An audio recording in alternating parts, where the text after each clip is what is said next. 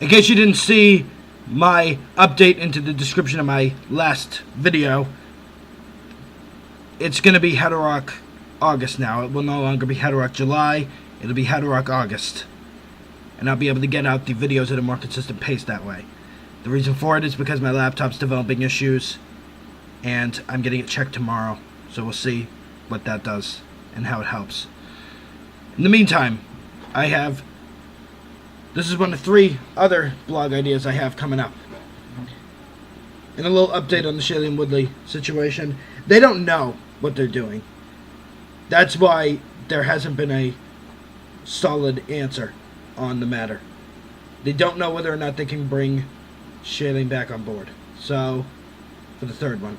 And they don't want to figure it out now because they just finished filming Amazing Spider-Man 2 and they want to relax. Now that that's out of the way, let me continue. Figure it out! Last year, on June 15th, the show returned with an all-new format, well, similar format, but kind of updated in certain ways. New host Jeff Sutphin, new panel, other new Nick stars, and, among other things, a new answer, and just other different things altogether. 40 episodes brought out, and then later that year, 30 new episodes came out. Although, they ended up only airing 16 episodes as a result of the ratings not being high enough. So, they brought back the last 14 episodes for this summer. They've already aired 13 of them, and I've heard so far the ratings were impressive, so there's no doubt they're going to be bringing it back again. At least, that's the thing to hope for. So, with that, you wonder, what other Nick shows would you want to see brought back for audiences? And, we think the popular Nick shows that had green slime, you think the one that started it all. You can't do that on television.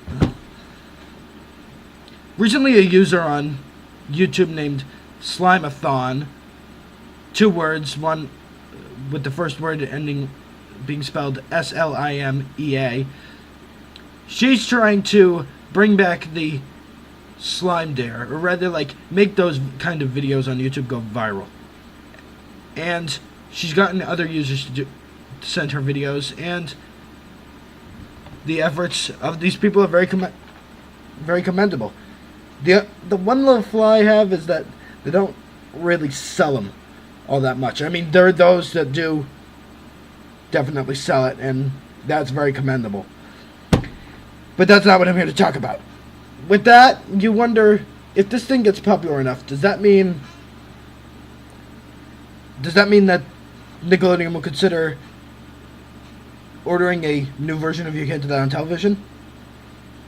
For the years that the show ran from 78 to 90, it was very popular, and people watched it, and it probably was the show everybody really watched most on Nickelodeon all those years. In fact, even it helped shape Nickelodeon into the kind of network it was into the 90s. So that really has, or better yet, shaped Nickelodeon altogether. So it really does have a lot of significance with the way the networks run all this time.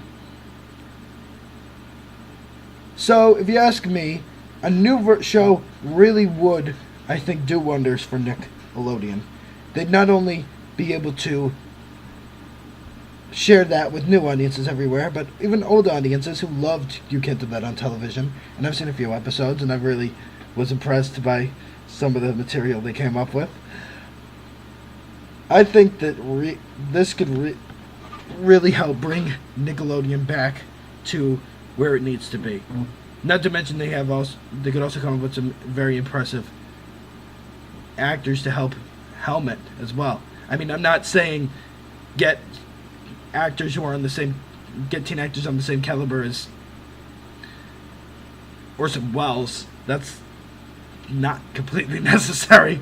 But I'm saying that they have good actors that they can use for it. Like For example, Lulu Enterixa, she gave the best performance of anyone in How to Rock. She really should, if her internet show, which God knows when that's coming out, doesn't really take off. It's going to be called Side Effects, is what I heard. I think they changed it. I couldn't tell you otherwise. I think she'd really help helm this thing well, or really help carry it. I'd also like to see Max Schneider and Samantha Boscarino from How to Rock on the show as well, because he had good chemistry with both of those girls, and I really think they could really make it work.